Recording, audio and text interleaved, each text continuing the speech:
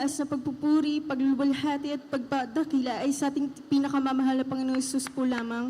At ako po ay nagpapaabot ng dobleng paggalang at respeto sa ating beloved parents in the Lord. Akin din pong inaalala ang mga turo't aral ng ating beloved parents in the Lord, at ating beloved Pastor Wildes Shada Almeida. Amen. At pagbati rin po sa buong Almeida family, beloved preachers, beloved brethren, and beloved visitors.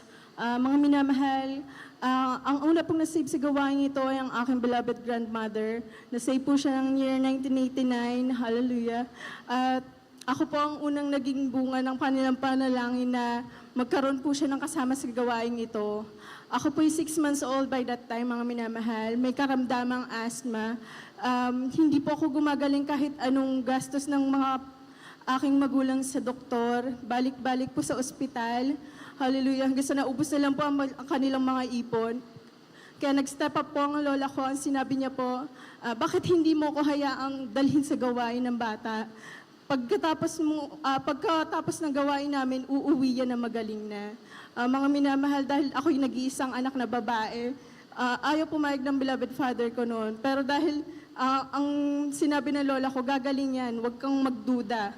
Mga minamahal, nag-overnight po kami noon sa Amoranto, hallelujah. Nandyan po na buong gawain, mga minamahal. Bago po kami dumalo, sabi po ng aking beloved mother, iyak ako ng iyak. Pero once na tumungtong po kami sa Amoranto, natulog na lang daw po ako, naging payapa. Hanggang sa pag-uwi, mga minamahal, yung karamdamang asthma na yan, mula po noon hanggang ngayon, hindi na po bumalik. Amen. Praise the Lord. Hallelujah. Po, mga minamahal, ang kagalingan po ng karamdaman ng aking beloved lolo. It was way back 2004 when he was diagnosed of liver cirrhosis. Mga minamahal, ang aking lolo ay nagtatrabaho po sa Department of Health. Kaya napakalakas ng loob po niya na tuligsain po ang ating gawain noon, mga minamahal. Siya po ang laging, hallelujah, siya po ang laging nagbabawal sa aking lola na dumalo kaming dalawa. Hanggang sa tinawag na rin po siya ng mahal na Panginoon sa pamamagitan po ng karamdamang yan. Amen. Meron po siyang libreng hospitalization, mga minamahal, since nag-work po siya sa DOH. Nandiyan po sabi niya, hindi ko kailangan yung Diyos niyo, gagaling ako. Libre lahat, libre ang gamot, mga minamahal. Pero after po ng operation na sinagawa sa kanya, within 24 hours, pasintabi po sa mga kumakain, hallelujah. Nag-build up po ulit ng nana ang kanyang atay, mga minamahal, na yun po talaga yung nagkukos ng matinding sakit sa kanya na hindi na po siya nakakain at nakakatayo. Mga minamahal, sabi ng lola ko, hindi ka na pwedeng tumanggi, magpapatawag ako ng beloved workers galing pastoral, hallelujah. Gabi po yun ng Sabado, hallelujah. Dumating po ang beloved workers ng 11 p.m. Ipinanalangin po ang aking lolo. Sinabi sa kanya, bukas sumama ka sa gawain sa beloved wife mo. Bukas matatanggap mo yung kagalingan. Hallelujah, mga minamahal. Tinaningan po siya noon ng mga doktor. Sabi sa kanya na bago magtapos yung taon na yon, mga 3 to 4 months, mga minamahal, baka hindi mo nakayanin. Andiyan po, mga minamahal, inaasahan na po sa kanilang opisina na pagbalik ng aking lolo, para na po mag-ayos ng mga papeles niya. Pero mga minamahal, sa akin mismong kaarawan ng aking beloved lolo, mga minamahal, bumalik siya sa kanilang opisina. Hallelujah. Hindi para mag-ayos kung ano man ang kanyang mga papeles na dapat ayusin, mga minamahal, kundi para ipagpatuloy ang kanyang trabaho dahil siya lubusang pinakagaling ng mahal na Panginoon. Amen. Praise the Lord. Hallelujah. Mga minamahal, mag-80 years old na po siya, binigyan ng kalakasan ng mahal na Panginoon. Amen. Hallelujah. Hallelujah. Andiyan din po na gusto ko pang ipagpasalamat yung pag-iingat po sa aking mahal na asawa. Pauwi po siya noon galing sa gawain sa ating pastoral house. Sunday po yun. Mga minamahal, binabaybay niya po yung Kaibiga Road. Nang bigla po siyang sinalubong ng taxi. hindi ko po makakalimutan yung pag-inda niya, mga minamahal, that time. We're on Bluetooth call that time, mga minamahal. So naririnig ko yung background kung ano po yung nangyayari sa kanya. Then narinig ko na lang po yung napakalakas na impact.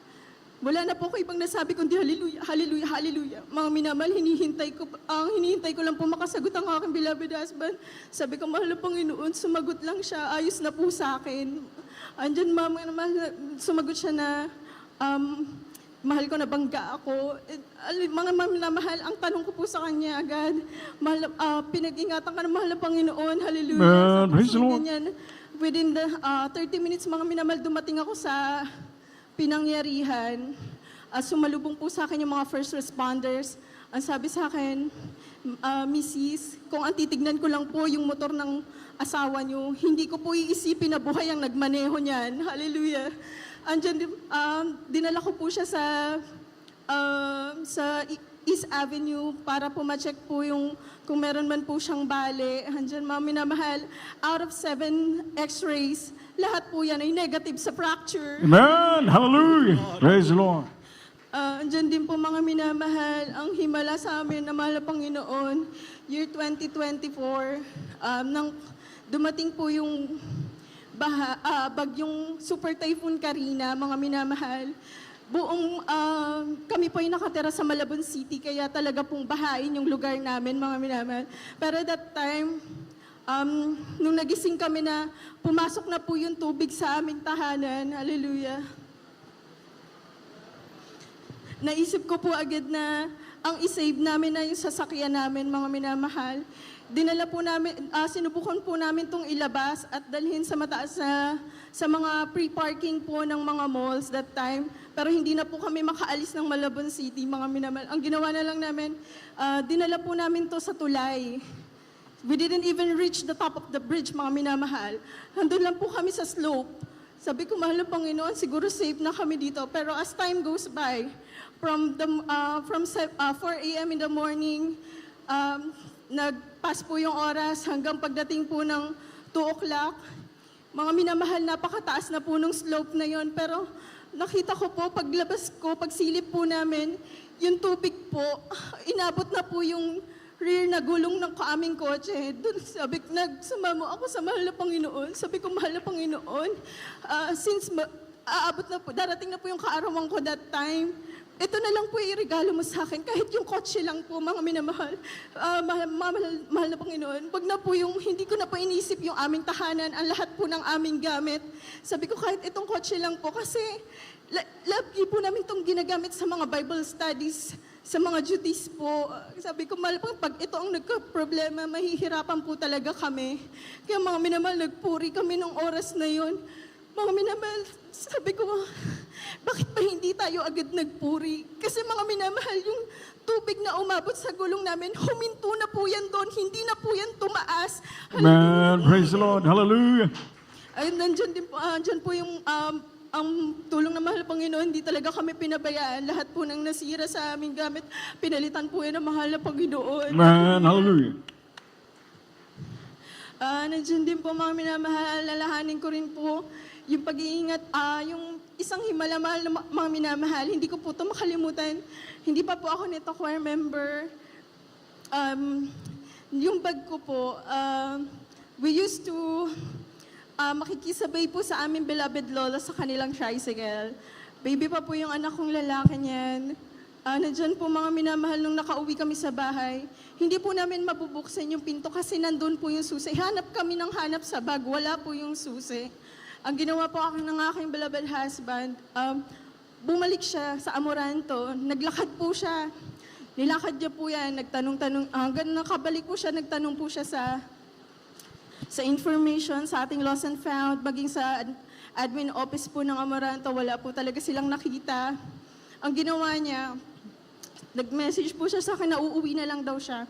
Sabi ko, sige, umuwi ka na, kung wala tayong magagawa. Idinistrong ka na lang po namin yung door para makauwi po kami, makapasok po kami. Pagdating po niya, mga minamahal, magdamag, wala po kaming ibang ginawa kundi magpuri. Hanggang sa hindi ko napansin, mga minamahal. Sabi niya noon, matulog ka na bukas ibabalik na mahal na Panginoon yung bag, mga minamahal.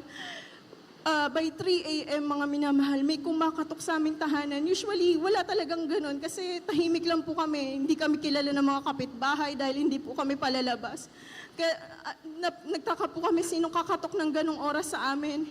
Pagsilip po ng beloved husband ko sa bintana, yung pong isang tao, mga minamahal, bit-bit niya po yung bag ko. Sabi niya sa inyo po ba Man, to? praise the Lord. Hallelujah. Buti po that time, nakita niya po yung IDs ko, nandun po. Sabi niya, naawa daw siya kasi nakita niya pati feeding bottles and milk, meron daw po laman yung bag. Kaya ibinalik po niya, hallelujah.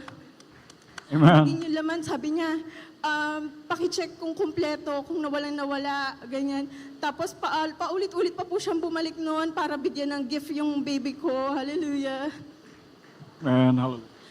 Nandiyan din po, pagpasalamat ko sa mahal na Panginoon, kunin ko po yung pagkakataon na maging nung ako po yung nag-aaral, mga minamahal, nandiyan po talaga ang regalong karunungan ng mahal na Panginoon. Mula kinder hanggang high school, I graduated as valedictorian. Hallelujah. Nung college, mga minamahal, I always on the dean's list and even have a chance to be a part of the president's list, mga minamahal. Man, To God, hallelujah. Hallelujah. And as a nursing student, mga minamahal, usually nagkaka-battery exam po yan when you reach third year.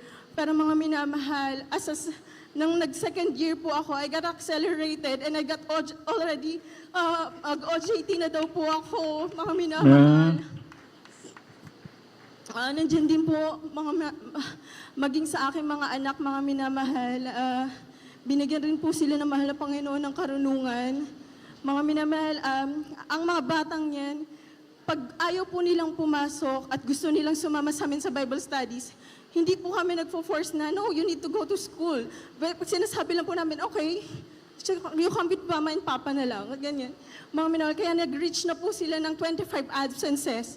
Maximum of 26 po yan per school year. So isa na lang po yung natitira nilang pwedeng hindi nila ipasok. And that time po, magkakaroon po magkakaroon po tayo ng anniversary nun sa Banaba Bible Study. At pag nangyayari po yung mga minamahal, nagkakaroon po kami ng one day ahead of preparation before the anniversary. Ngayon, sabi ko, nako, so 2 days ang magiging absences nyo. Bahala na. Basta unahin natin ang mahal na Panginoon. amen. Yung mga minamahal, 2 days po sila umabsent niyan. The next day po, na Wednesday, sabi ng anak ko sa akin, Mama, may message na po sa'yo si teacher, ganyan, ganyan, ganyan. Alam ko na po kung ano yung message nila sa akin. So sabi ko, bahala na mahal na Panginoon if you will repeat this year. Sabi ko, okay lang sa akin, mga minamahal. Pero mga minamahal, di ko na po yan inintindi. Basta pasok na lang sila ng pasok kung ano pa yung pwede nilang ipasok. Mga minamahal, by the end of the year, nagulat pa po ako niyan. Sabi ng teacher, Mami, tawag ako ng tawag sa iyo, pero hindi mo ko sinasagot. Hindi mo ba alam yung anak mo, awardee yan this year? Amen. Praise the Lord. Hallelujah. Buti na mahal na Panginoon. Andiyan pa po na nag-champion pa po sila nag-champion pa po yun sa kanilang science quiz bee. Na sabi ko, Amen. Hallelujah. ang karunungan na yan, mga anak ko, sabi kong ganun, mga minamahal. Pag almost po, papasok na lang po sila examination day dahil lagi po talaga silang kasama namin. Pero ang kanilang score is either perfect or isa lang yung mali. Sabi ko, hindi ka talaga gagawin buntot na mahal na Panginoon kapag naglilingkod ka. Hallelujah. Nais ko rin po yung pagpasalamat. Ang pagkabalik ko po dito sa choir, mga minamahal, dati po akong choir member. Before po ako po yung nag-aaral pa at bumaba po ako since then. Nakabalik lang po ako parang mag-almost 2 years lang po. Gusto ko ipagpasalamat sa mahal na Panginoon yan kasi nung tinatawag niya po ako, mga minamahal, I was working at the BPO industry, mga minamahal. Ang dami po nagsasabi ng mga kasama namin na nakita kita, naka-uniform ka. Sabi ko, ay ganun po, okay na po ako. Lagi ko po sinasabi na okay lang ako. Para sa akin po, mga minamahal, okay na po ako na nakakapag-volunteer po ako sa mga Bible studies. Lagi akong kasama ng beloved husband. Para sa akin, sapat na yun. Pero hindi po pala tayo mamimili kung saan tayo ilalagay ng mahal na Panginoon. Hindi po tayo maglalagay sa ating sarili. Mga minamahal, andyan na habang nagtatrabaho po ako. Magugulat na lang po ako na nasa clinic na po ako. Sinusundo po ako ng beloved husband. Tapos sasabihin ng TL ko, umuwi ka na kasi parang hindi okay ka eh. Hanggang sa, lagi po ako nagpapacheck up. Yung health card ko po, ang laman yan is 200K per month. Pero lahat po yan, nauubos po yan, kakapacheck up. Hindi nila makita ang kung ano man pong karamdaman yan. Kaya nagpa-counsel po kami sa beloved Minister June. Lumapit po ako aking beloved husband sa kanya. Sabi po ng beloved Minister June, kung ang mahal na Panginoon ang naglagay ng karamdaman, kahit sinong tao hindi yan makikita. Sumunod kung anong itinatawag na mahal na Panginoon. Kaya nai-open po namin yun about sa mga sinasabi po sa amin na pagbabalik po sa choir. Tapos sabi niya, sumunod kayo ngayon din mismo, mag-resign. Hallelujah, mga minamahal. Inilehans po ako noon, time na yon. At umukay po talaga yung pakiramdam ko, mga minamahal. Amen. Praise the Kaya Lord. nag-iisip namin ng beloved husband, kung susunod kami, magre-resign ako that day. Last Sunday po yun, dumiretso po kami sa office. Pero habang biyahe po, dahil umukay na po yung pakiramdam ko, parang ang iniisip ko na lang po ay, paano yun? Paano yung bills? It will not stop. Pag stop ako mag-work, ganyan, parang nag-doubt na po ako.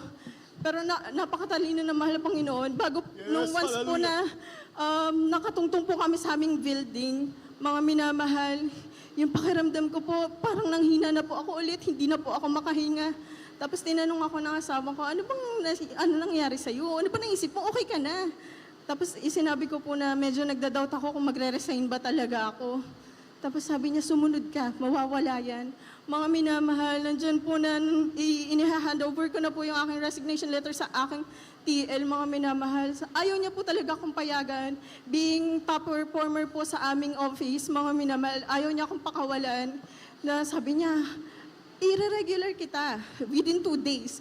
Tapos itataas namin yung offer sa'yo ng 100K per month. So mga minamahal, kaya po pala bumalik yung pakiramdam ko na ganun kasi mas magda-doubt po pala ako kung maririnig ko yun. Kaya nagpapasalamat ako sa mahal na Panginoon. Hallelujah. Right, amen. Hallelujah. Tinanggihan ko po yan, mga minamahal. At nung sumunod po ako sa pagtawag ng mahal na Panginoon, kung ano man po yung karamdaman na hindi nila mahanap, mga minamahal, nawala po yan sa akin. Hallelujah. Amen. Praise the Lord. Sa kahabagan po ng mahal na Panginoon, narito po ang iyong abang lingkod sa inyong banal na harapan. Hallelujah. Nagpapasalamat. Marami gusto ipagpasalamat, ngunit hanggang dito na lamang po muna. Ang lahat ng kapurihan at pasasalamat ay tanging sa ating pinakamamahal na Panginoong Isus po lamang. Amen. Praise the Lord. God bless us sa ating beloved webcast testimony. Ating beloved Sister Angelica Fernandez sa kanyang pinagpalang buhay na pagtoo. Pasasalamat sa ating dakilang Diyos. Walang iba sa ating pinakamamahal na Yesu Kristo. Lahat na magsabing, praise the Lord. Purihin ang ating dakilang Diyos. Tunay po mga minamahal. Praise the Lord. Na tayo po ay pinagpala ng ating dakilang Diyos na mayroong Diyos na sumasagot sa ating panalangin. Ang lahat ay magsabing amen. Lahat ay magsabing praise the Lord. Ito po ang tinuturo ng ating mga beloved parents in the Lord. Ang sabi po mga minamahal ng the book of Jeremiah chapter 33 verse 3, call unto me, and I will answer thee, and show thee great and mighty things which thou knowest not. Palakpakan natin ang ating pinakamamahal na Panginoon. At amam na mahal, tayo po'y magpatuloy sa pagkinig ng mga buhay na patotoo. Akin na po ang tawagan ating beloved Brother Jeff Patawaran. Praise the Lord. Purihin natin dakilang Diyos at sundan po, mga minamahal, kung may time pa, mga minamahal ating beloved Sister LV Yunesa. Lahat ay magsabing, praise the Lord. Purihin ang ating dakilang Diyos. Ang buong pagkataon ay binibigay ko na po sa ating beloved brother Amen. Praise the Lord. Jeff Amen. Patawaran. Lord God, praise the Lord. Praise the glory and honor belong to our dear